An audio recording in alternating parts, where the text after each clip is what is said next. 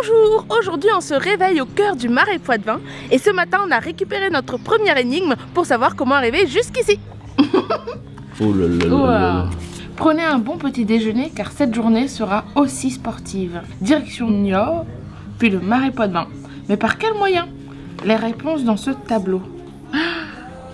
Je comprends rien.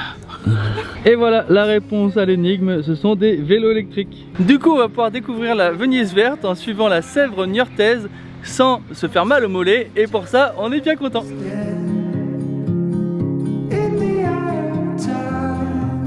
Décidément on continue de découvrir les pistes cyclables en France vu que on va emprunter la vélo française.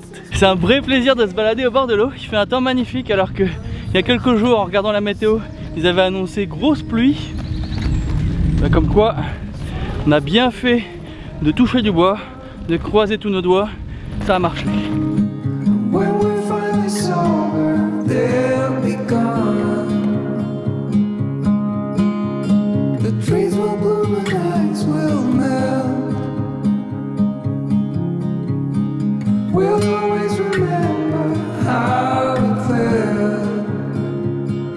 C'est difficile de faire plus paisible et plus beau.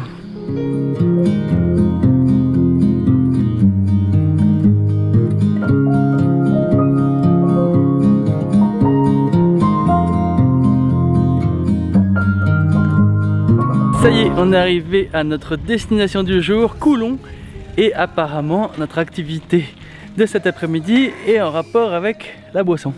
Ça tombe bien, on a soif. On a retrouvé Sébastien avec qui nous allons visiter la brasserie.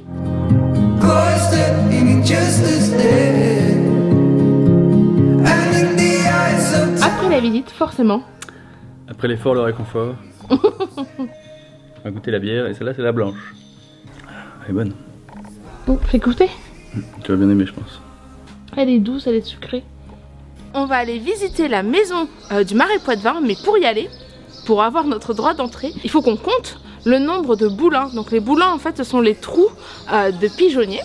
Et je crois que c'est sur ce bâtiment qu'il faut qu'on regarde. 1, 2, 3, 4, 5, 6, 7, 8, 9, 10, 11, 80.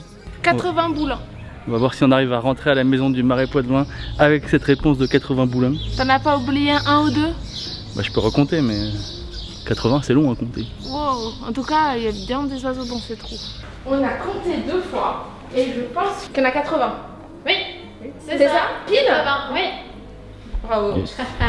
En fait la maison du Marais Poitevin à l'origine c'est une demeure seigneuriale donc qui était occupée par le seigneur de Coulon et les trous qu'on a vus du pigeonnier en fait chaque trou montrait la richesse du seigneur, donc plus il y avait de trous plus il était riche, donc on peut imaginer qu'avec 80 trous il était quand même bien riche ce seigneur. Une partie de l'argent venait du fait qu'il taxait les marchandises qui passaient sur la rivière. C'est intéressant parce que ici ils ont fait toute une pièce sur la pêche à l'anguille parce que en fait c'est une espèce qui est menacée de disparition dans le marais alors que c'est vraiment une des espèces emblématiques du marais. Et du coup ils expliquent toutes les techniques de pêche, celles qui sont interdites, celles qui sont réglementées et celles qui sont autorisées. C'est la fin de la journée et on ne sait toujours pas où est-ce qu'on dort. Il faut maintenant qu'on trouve notre hôtel. Ça fait partie du jeu. J'espère qu'on va le trouver. J'espère qu'on va résoudre la dernière énigme. Parce que d'après l'énigme, si on arrive à la résoudre, un jacuzzi et un bon repas nous attendent. Donc vraiment, on va réfléchir fort pour résoudre cette énigme. Du coup, il faut suivre les indications en pierre portant chacune un nom d'arbre ou de plante. Celle qui vous intéresse fait référence à une plante herbacée vivace, semi-aquatique de la famille des Mignontacées. Ok. On n'a rien compris. On n'est pas prêt de dormir. Trèfle d'eau, je pense que c'est ici. Et comme par hasard, il y a marqué chambre d'hôte. Bonjour. Alors on cherche une adresse où on dort ce soir. Est-ce que c'est ici? Eh oui. Oui.